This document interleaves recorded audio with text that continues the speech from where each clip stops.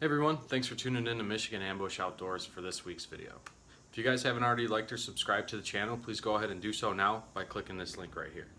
In this week's video, we're going to be talking about my new Canon G7X Mark II. This isn't a typical product review that you'd see on Michigan Ambush Outdoors. Typically we stick to holsters, guns, knives, hunting equipment, and backpacking equipment, but I wanted to do a comparison on what I've historically used in the past and the G7X, so I figured why not share it with you. I'm not a professional photographer, so in this video I'm not going to give you a detailed overview of the specifications of this camera and what it's fully capable of. If that's what you're hoping to see, I would just go ahead and click to the next video. What I am going to talk about is why I like this camera, why I went with this camera, and then again give you a comparison of the image quality, the video quality of the Canon versus my iPhone 7 Plus. Later today we're going to be visiting the cider mill, so I figured what a perfect opportunity to test out the image stabilization and also some of the picture quality. So this is the Canon G7X Mark II. And I figured while we're in here real quickly, we're gonna go ahead and test out the light changing. So I'm walking outside. As you can see, the camera's already kind of transitioned over to adjust for the light. Now let's go ahead and walk back into the garage and see how it handles it.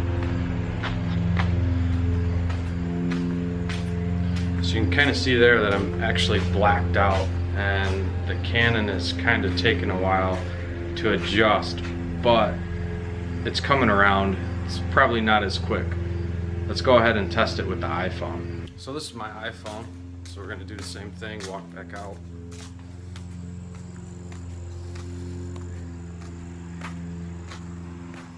iPhone adjusts pretty quick, and we'll walk back in.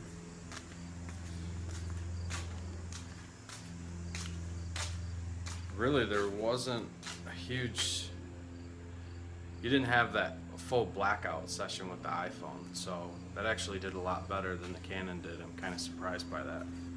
So now we're back in the garage with the Canon.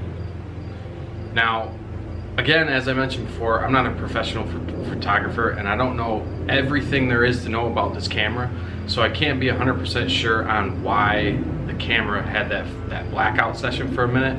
I don't know if it's because I'm recording in 60 frames per second and that's not necessarily a low light setting, or maybe there's something in the camera on a setting function that I'm not yet aware of. If you guys are aware of it, I encourage you to please leave a comment below. Let me know so I can adjust my camera accordingly. Now that we got the light tests out of the way, let's go ahead and go to the cider mill and see how the camera performs up against the iPhone. We're at the cider mill, and here is the iPhone. Just kind of giving you a look at what the video looks like. And here's a look with the Canon.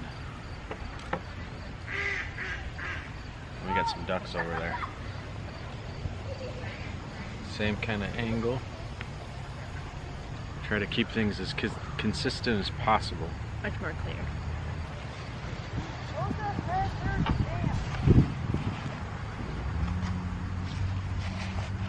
You never know.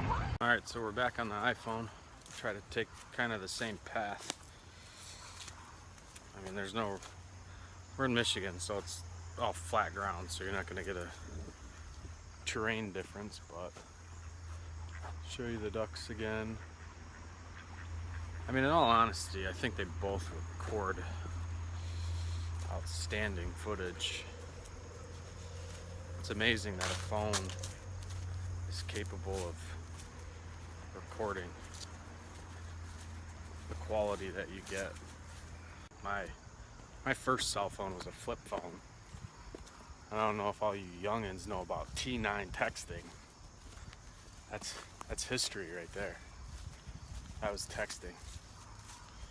That was a game changer for communication. Now you just got keyboards at your fingertips, but you know, phones and what they're capable of doing is insane.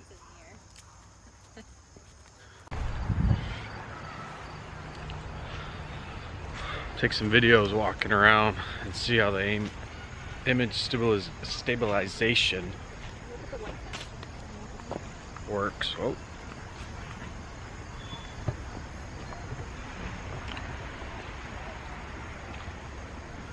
Gonna feed some ducks.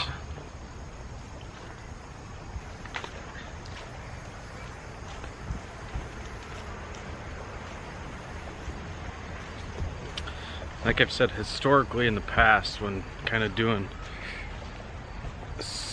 action photos, I get a lot of shaky footage. Not necessarily with a selfie stick, but definitely when holding it in the hand, the selfie sticks kind of help, I guess, stabilize the camera a bit more than just holding it in your hand. I noticed I get better videos that way. So I try to use them as much as possible. So again, I'm going to try to do a couple different short clips. The next test, this is the iPhone, is walking with a first person point of view, and we'll see. Again, this is where I usually run into a lot of issues with shaky footage when I start to record like this. So we're gonna just walk around real quick.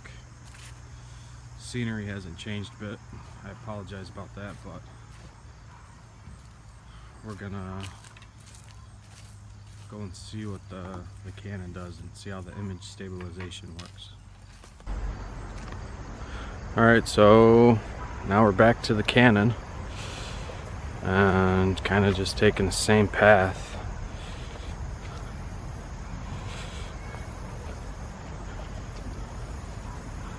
See how the image comes out. There's the wife enjoying some cider.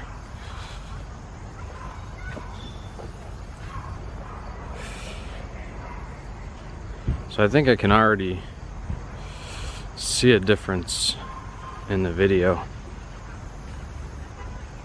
I don't know, it's hard to tell because this is a smaller screen, so you see more shaking on the iPhone.